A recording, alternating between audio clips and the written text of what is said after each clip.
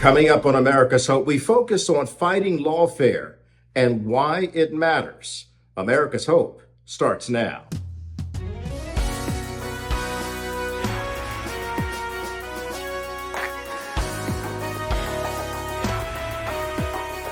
This is America's Hope from our global headquarters in New York City.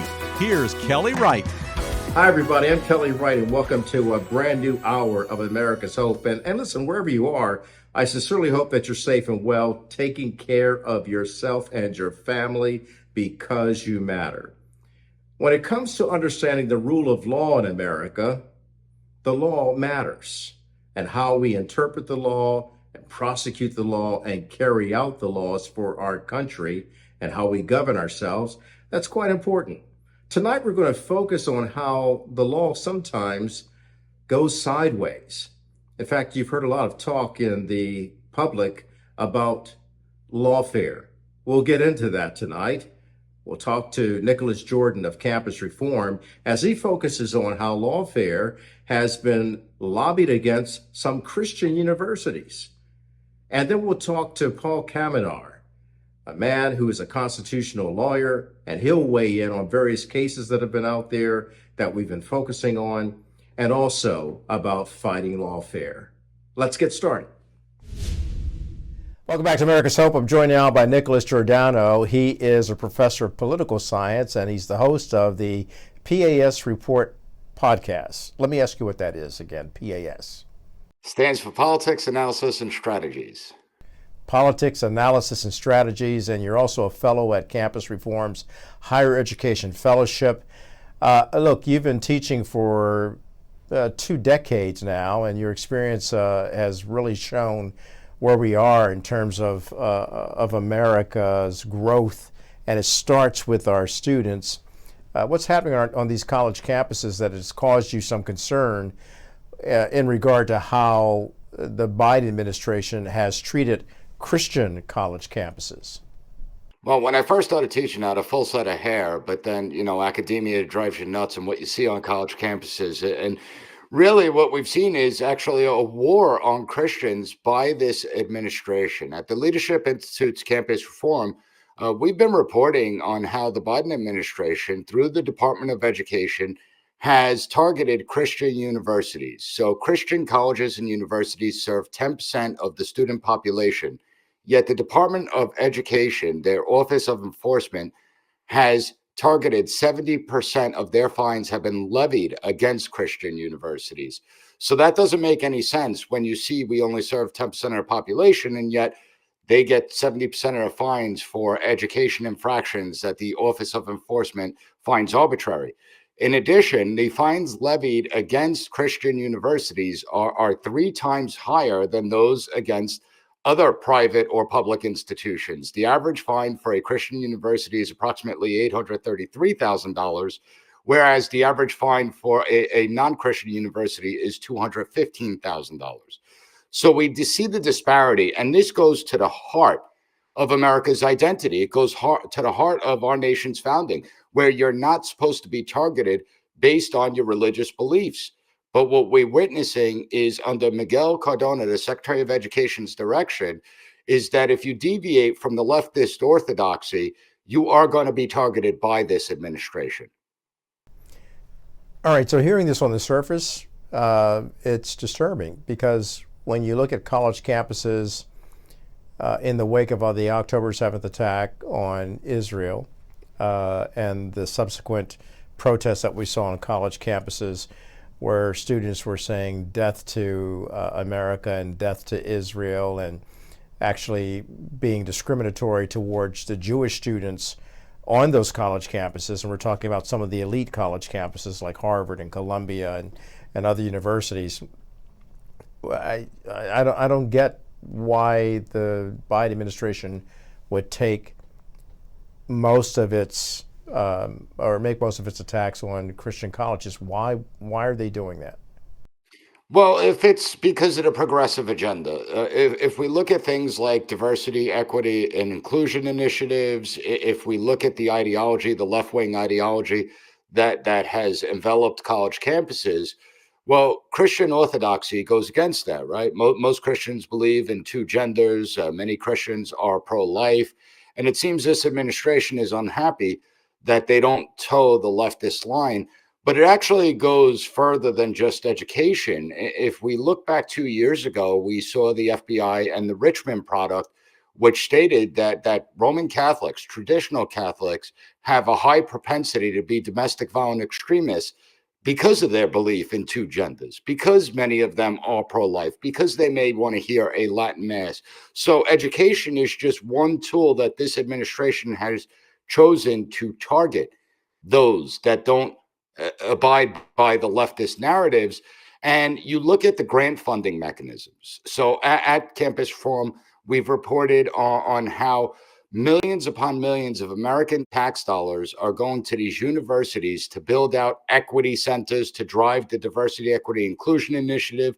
It goes to the toxic narratives, the anti-American, anti-Israel narratives that we've been seeing unfold on college campuses throughout the country, that the idea of Western civilization is toxic, the idea of masculinity and the patriarchy is toxic. And that's what drives this. That's what's fueling all this. And what's disturbing is that parents and the students who are actually are part of these Christian universities, they love America and they love this country and they want to stand up and defend this country, but they don't want to abandon the values that have helped develop this country into becoming the nation that it has. So there's an ideological warfare that's going on, or is this more ideological and spiritual? I think it's a combination of both. I mean, we've been witnessing attacks on faith for quite some time. Now we're just seeing it in action. And Secretary of Education Miguel Cardona has made no secret about it. He's publicly stated that he wants to see these institutions shut down. And that's the disgrace of it. That's why every American should be concerned, regardless of whether you're a Christian or not. Because if they could target one particular group like Christians, well, then the Jewish population is next. And we've seen target on the Jewish populations. We've actually witnessed how the Department of Education's Office of Enforcement hasn't protected Jewish students over the course of the last year and a half who have been harassed, who have been assaulted, where college campuses and buildings were commandeered by pro-Hamas, pro-Palestinian agitators. And so we see the selective enforcement there. And then what group is next? To me, the idea is that America was founded on the principles of liberty and freedom.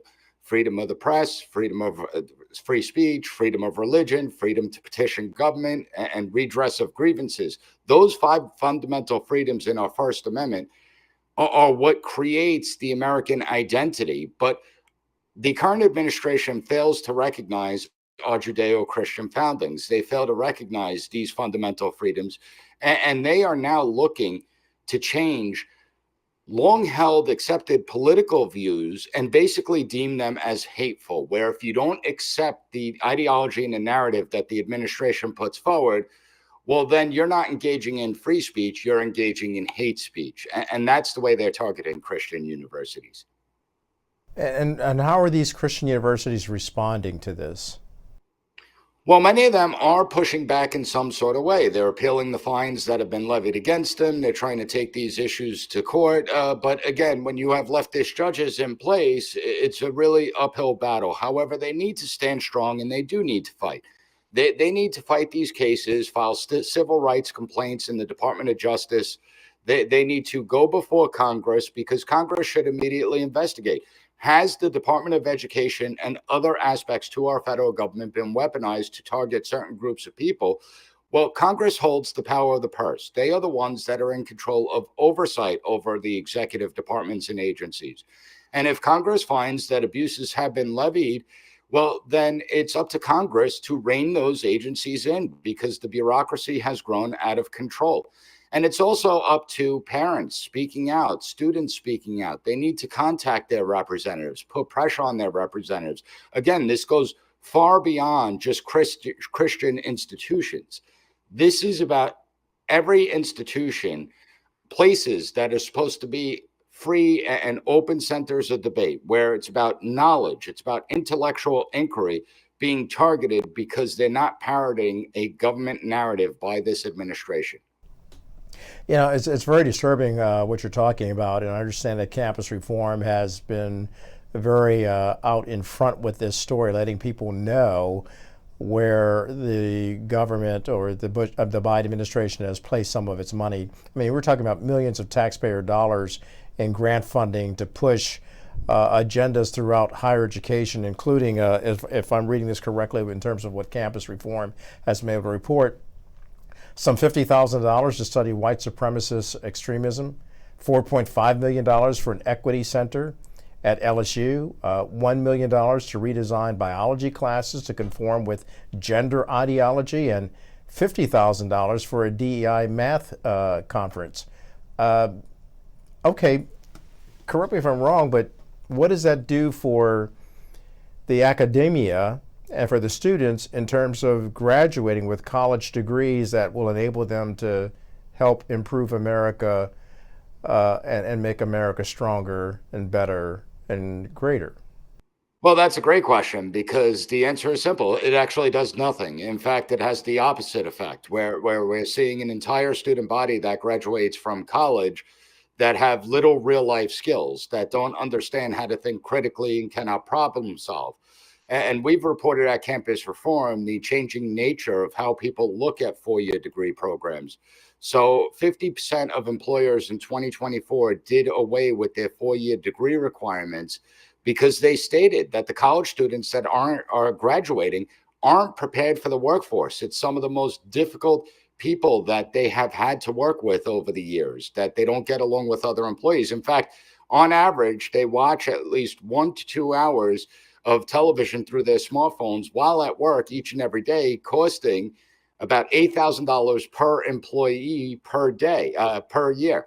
And so you add up the numbers, it costs billions of dollars. In fact, at Campus Reform, we've reported private companies have had to spend $3.5 billion to bring in remedial writing trainers to teach their employees how to write. Now, writing is a skill that should have been acquired throughout high school and mastered in college, but obviously it's not happening. So the proficiency numbers, the capabilities of students graduating are at all-time lows. They 37% have critical thinking skills. You have 22% that have knowledge and are proficient in civics, 23% proficient in mathematics, 24% proficient in reading.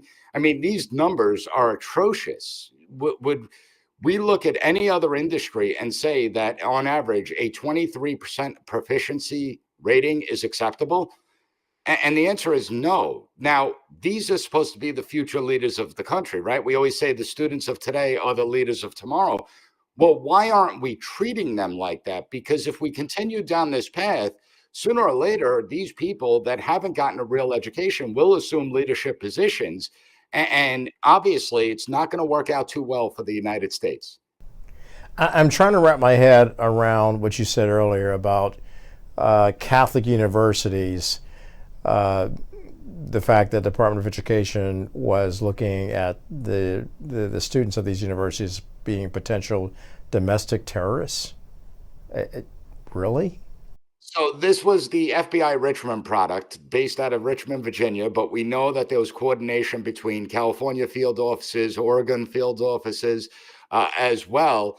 And they put out a brief, an intel bulletin that stated that Catholics can be potentially domestic violent extremists because of their positions on gender and abortion. And to me, it shows that it's really all about ideology. It's really about, if you don't take the positions that the government and the Biden administration want you to take, well, we're going to just label you as a potential domestic violent extremist. And this way we could investigate, infiltrate churches. And that's something that you see happen in authoritarian societies. That's not something that we're supposed to see here in the United States. The reality is that the United States was founded on the principle of religious freedom, that the government shall make no laws with respect to the establishment of any one particular religion, and every religion is welcome to practice their faith here. And that's why so many millions, tens of millions, hundreds of millions of people came here from all other countries where they were being persecuted for their religious beliefs. Well, now this administration is trying to undo a couple hundred years of American history and the idea of religious freedom. Well, as you know, this administration is on its way out. We're going to talk about what the new administration is expected to do and what campus reform is hoping for. I'm talking to Nicholas Giordano. We're going to discuss that particular aspect of this important topic when we return on America's Hope. That's next.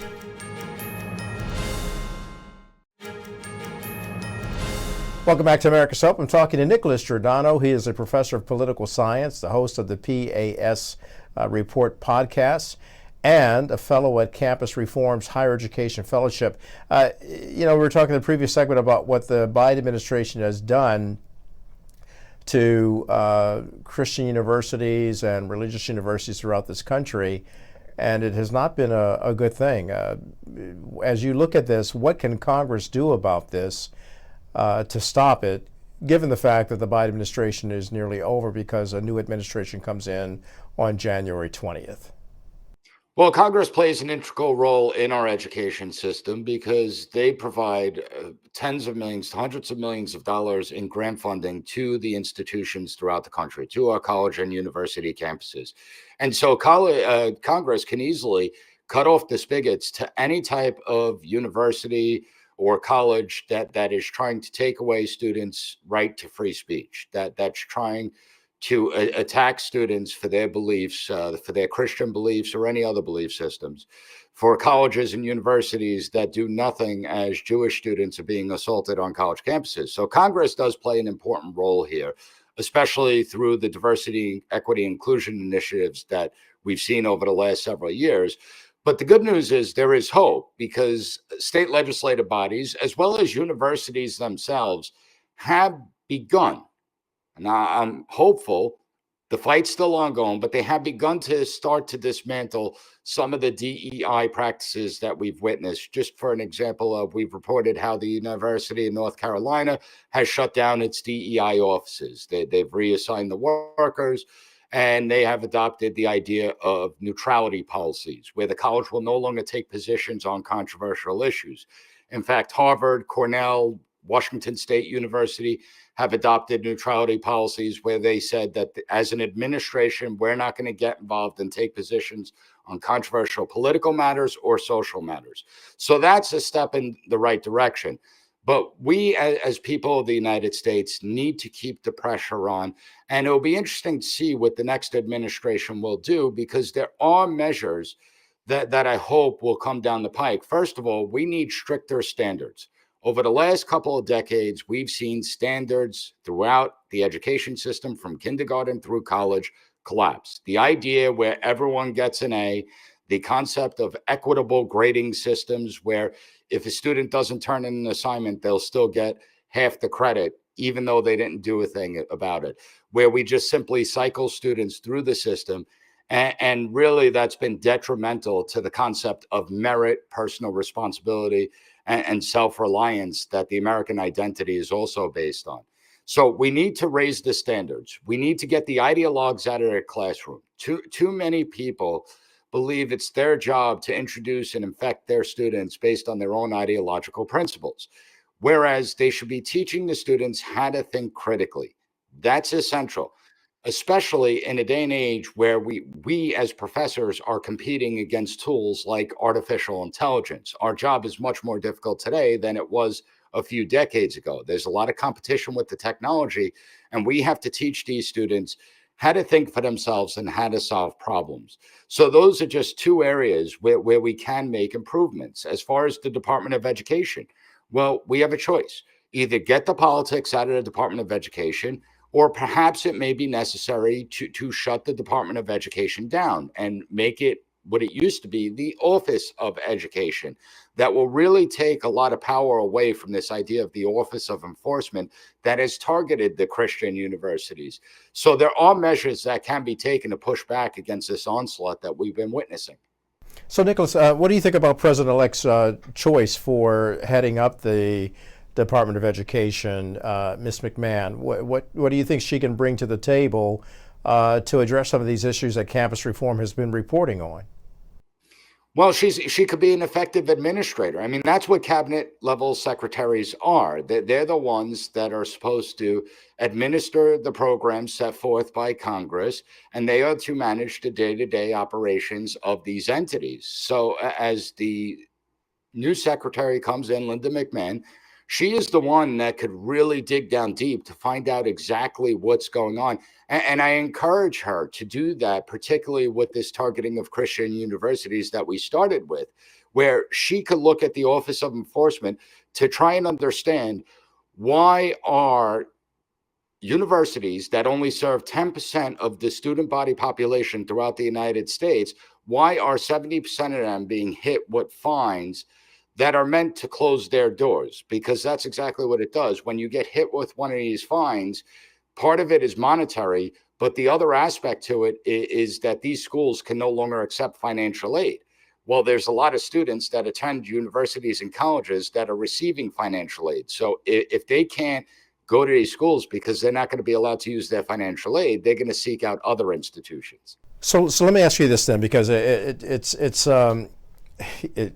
exhausting to see Christian universities go through this when they have so much potential to do so many great things.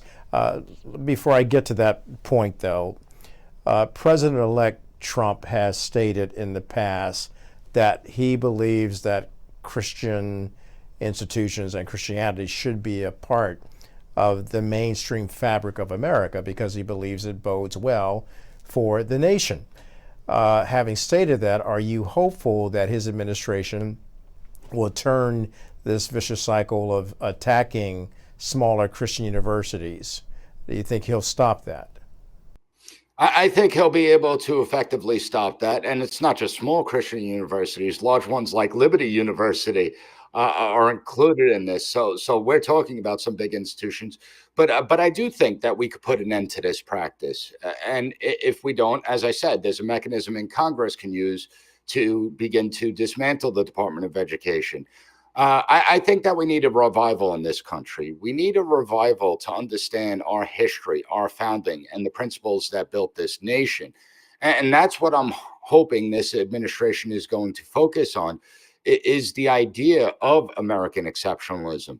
Get rid of the anti-Americanism that we've been witnessing for decades. The idea that America is founded solely on the basis of race and slavery, and talk about real American history, which doesn't sugarcoat anything.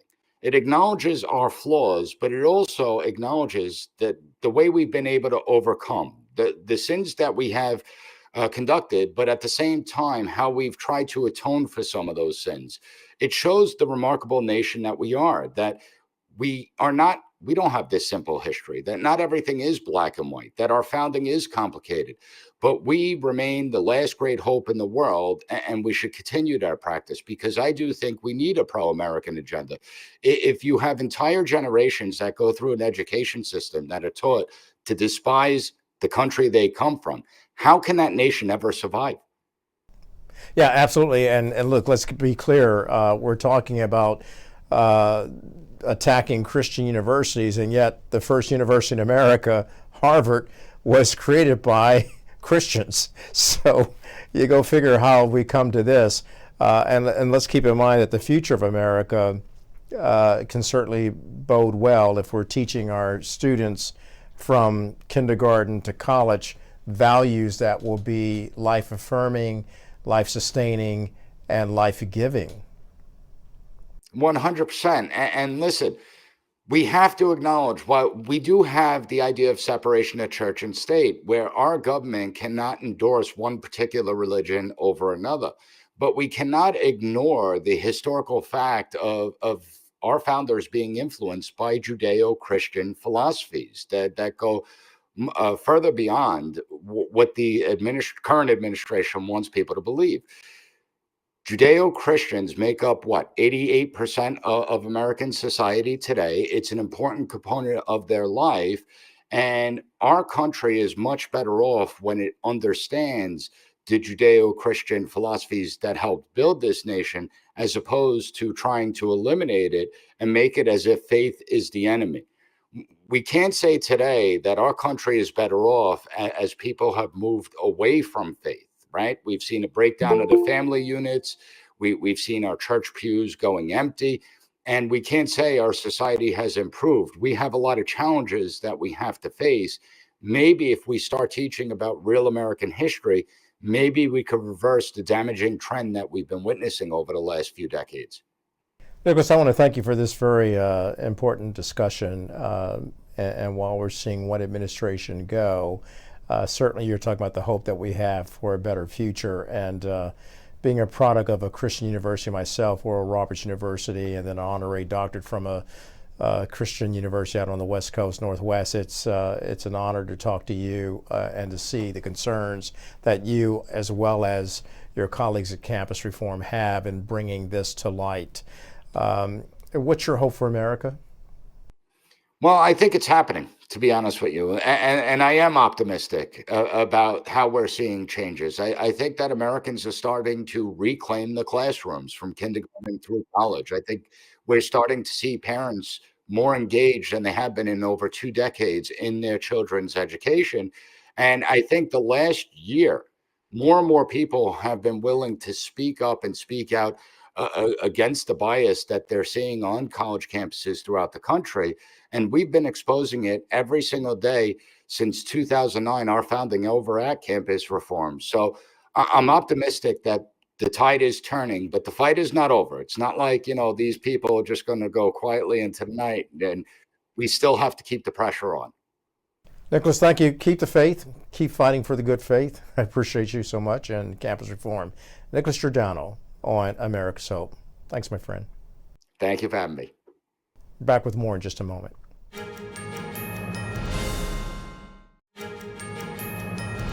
Welcome back to America's Hope. We're going to talk about what's happening out there in the landscape of legalities, and we thought we'd talk to constitutional attorney Paul Kamenar. He's counsel to the NLPC. We've seen the Hunter Biden pardon. We've seen so much talk about that, and yet on the heels of the Hunter's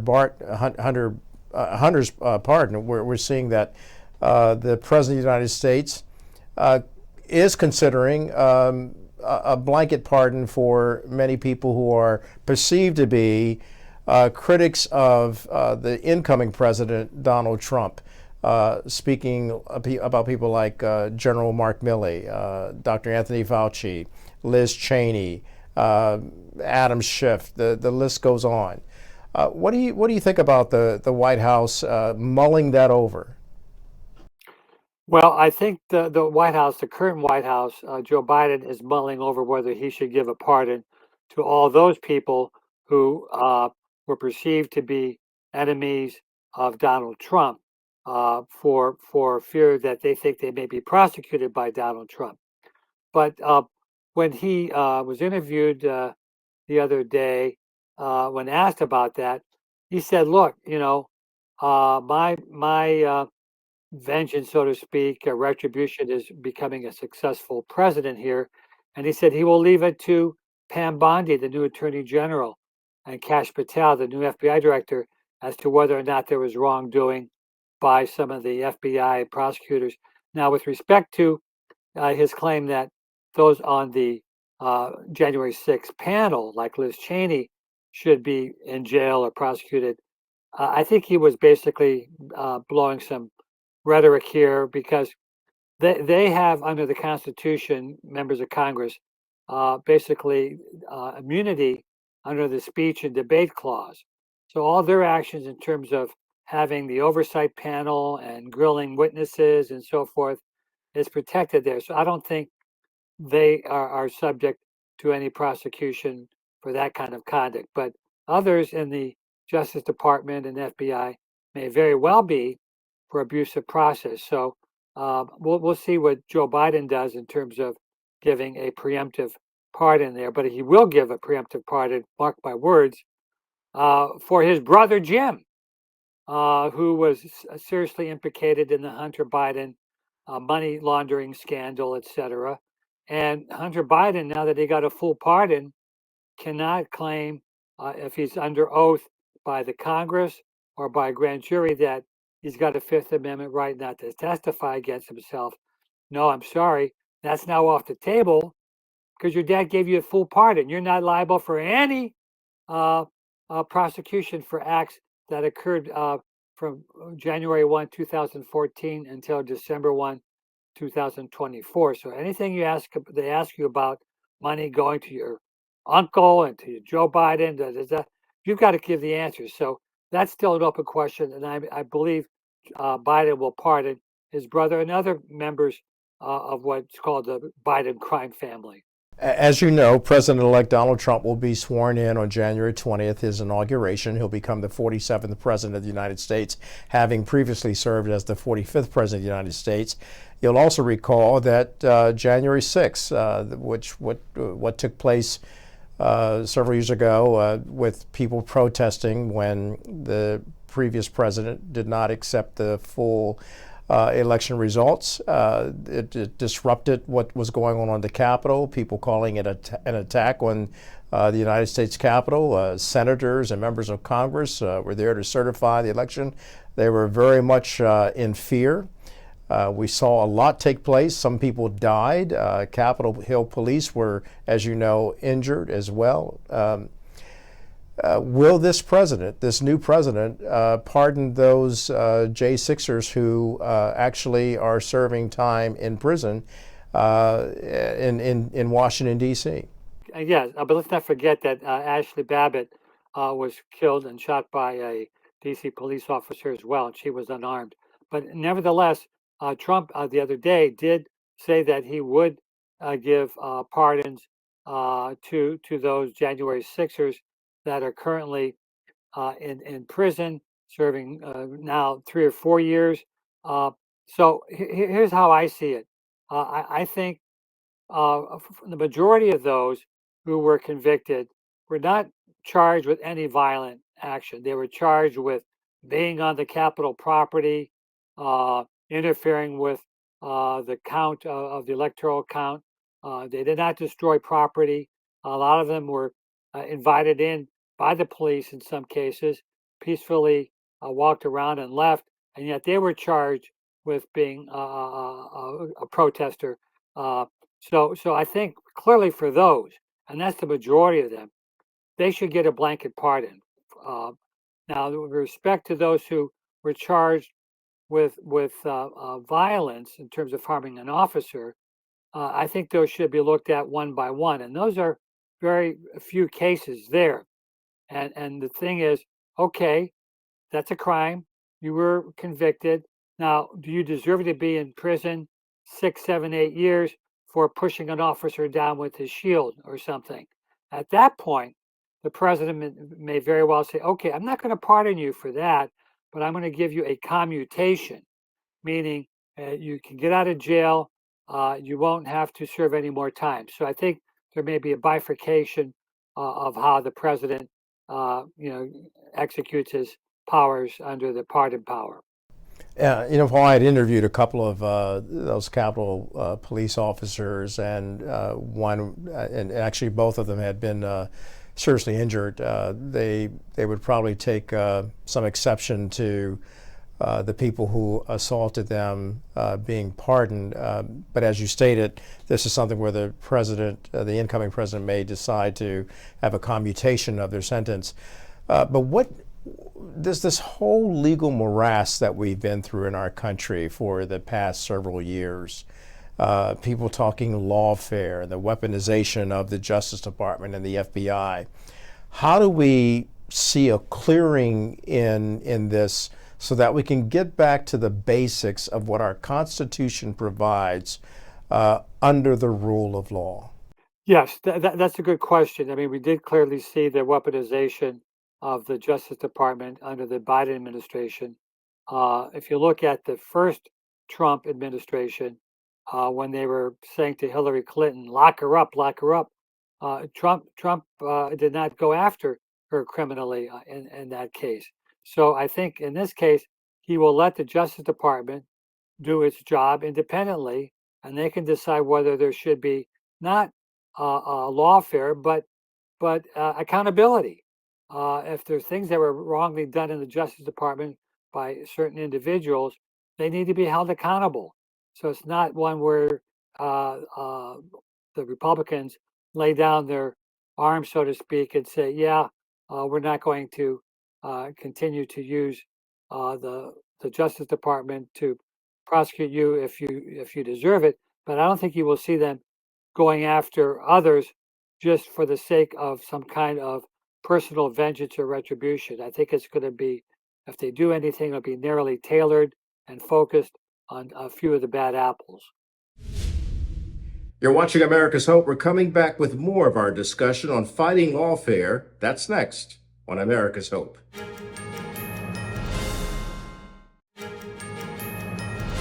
Let me ask you, based on what you were just stating there, right there, Pam Bondi, who's been nominated for the position of Attorney General, and then Kash Patel nominated for the position as the FBI Director. The Senate has the duty to advise and consent. These are people that the president-elect truly wants to serve on his cabinet. There are critics out there of both Bondi and Patel. How do you see them in the role that they would play, and how well or how effective do you think they will be should they be confirmed to the post as Attorney General and FBI Director? Sure.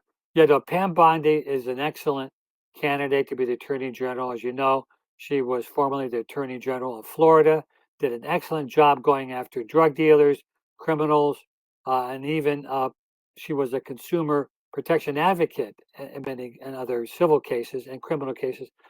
She'll be excellent. She'll be confirmed with no problem at all. She may even get some Democrats voting for her. Kash Patel is a little more troubling in terms of what the charges are against him, but I think he's well qualified. Uh, Here's a former prosecutor, former defense counsel, a former chief of staff at the Defense Department. He's well versed in what the Justice Department and especially the FBI needs to do to bring back accountability in that department. And I think he will no longer use the FBI as a weapon as the Biden Justice Department under Merrick Garland did. Yeah, overall, Paul, I think people watching this new administration coming in, they have to admit that what the president-elect has done is put together or assembled, if you will, people from different backgrounds, different ideologies. It's probably the most diverse in terms of ideology when you go from Robert F. Kennedy to Pam Bondi and Kash Patel. A lot of different people coming in with different ways of looking at it, Tulsi Gabbard included. So how do you look at the makeup of this entire cabinet if the president is able to get the advice and consent from the Senate to confirm these nominees? Yeah, I think if you look at all the nominees for both the cabinet and other positions, it is a varied mix of people who all have their own individual qualifications. I think they all deserve a fair hearing by the Senate. That is their job to do advice and consent, but they have to keep in mind that the president won the election and has a mandate to carry out his agenda. And if he thinks that these people are the kind of people that will do that, rather than be subject to the deep state and the bureaucracy that is entrenched here in Washington, D.C., I think they will do an excellent job. But it's going to be difficult for some of them to get through the confirmation hearings. Obviously, we saw at the beginning Matt Gaetz had problems and he took himself out of the running. So that still may happen with a few other more controversial nominees in the mix. But overall, I think it's an excellent choice of members to be in his cabinet and to other high positions in the administration. So, Paul, we've been talking about a lot of different topics, particularly the law. You're a constitutional attorney. The rule of law. I think Americans need to be reminded what the rule of law is. Can you state that for them, please? Well, the rule of law is a concept embedded in our Constitution that we are a nation that follows the rule of law and not the rule of men, such as we had under King George III, who ruled as a king and a dictator. And under our Constitution, the rule of law means you have to follow the rules, both in the Constitution and in the statutes that are enacted. And you've seen during the Biden administration that many of his executive actions did not follow the rule of law. He tried to bypass Congress on things like student loans, things like immigration, and so forth. And the courts did strike those executive actions down. Now, that doesn't mean executive actions are not lawful if they're properly exercised. And President Trump has vowed to use that executive authority to enact things that he can't do, such as the immigration rules that he had in place that were wiped out on day one when Biden took office. Some of those are following the rule of law. And he's also talked about imposing tariffs, which he has the authority to do. Now, the Democrats keep saying the rule of law, he's being violated because of the Supreme Court immunity ruling that came out earlier this year, saying, oh, well, now he basically is allegedly above the law when the Supreme Court said he's immune. But when you read the decision carefully, understand what it's doing, it actually is conforming both the Constitution with the separation of powers that we have here between the executive, legislative, and judicial branches, and ruled that in order to have an effective executive that our founding fathers wanted to have, they wanted him or her not to be tied up by always looking over their shoulder that they may be prosecuted. In fact, the Supreme Court years ago ruled that the president should not be sued civilly. And in that case, it was the Ernie Fitzgerald case where Nixon fired this State Department person, and that person sued saying, oh, you're going after me for political reasons. I'm suing you civilly for money damages. The Supreme Court says, wait a minute. You know, the president has leeway in carrying out his executive functions. He can't be bothered by being subject to lawsuits all the time while he's trying to carry out his duties. And all the Supreme Court did a month or so was to say that same principle applies in the criminal context. You can't have the president always looking over his shoulder or not carrying out what he thinks is best for the country for fear that some prosecutor, even in the state level, like an Alvin Bragg, is going to file criminal charges against him. So the rule of law is a venerable principle, but at the same time, it's one that has to accommodate the separation of powers in our Constitution as well. And it's also the guardrail for our constitutional republic. Paul, I really appreciate you stopping by to talk to us here on America's Hope. My final question to you, based on everything that you've studied and worked on professionally as a constitutional attorney, what is your hope for America? Well, my hope for America is that we continue to carry out the mandate that the Constitution provides in terms of empowering the president as well as Congress to do their duties, and that we try to get lessen the polarization that we have here in our country. So I'm hoping that the new administration will enact laws and policies that will try to heal the nation. Remember that President Trump, his first term, enacted several criminal reform policies, the First Step Act, and so forth, that the Black community welcomed. So there are a lot of positive things like that, and also, you know, in terms of the international stage, with the wars going on, hoping that we can bring some peace in those areas of the world where we see fighting going on. So hopefully for the holidays, we'll have peace and goodwill to all men. It's a good way to end it, Paul. Thank you. Constitutional Attorney Paul Kamenar, counsel to the National Legal and Policy Center. Appreciate Appreciate you, my friend. Thank you. We're back with more in just a moment. And welcome back to America's Hope. I'd like to thank our guests who appeared on our program, Nicholas Giordano, as well as Paul Kamenar. That's our program for now. We thank you for joining us, and wherever you go and wherever you are, let hope prevail. God bless. In my America, my children are black and white, one shade of beautiful, so precious in God's sight. In my America, all lives matter, so let's stop the chatter that tears us apart. We are a family, together you and me, agreeing to disagree, but still live in harmony. The dream that gives hope to us is as strong as it ever was. United we stand, divided we fall. That's my America. In my America,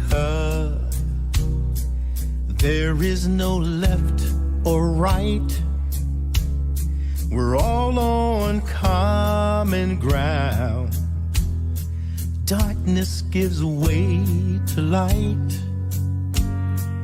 In my America, you give more than you take. And when someone has lost their way, you lend them a hand and say, we are a family, together you and me, agreeing to disagree, but still live in harmony.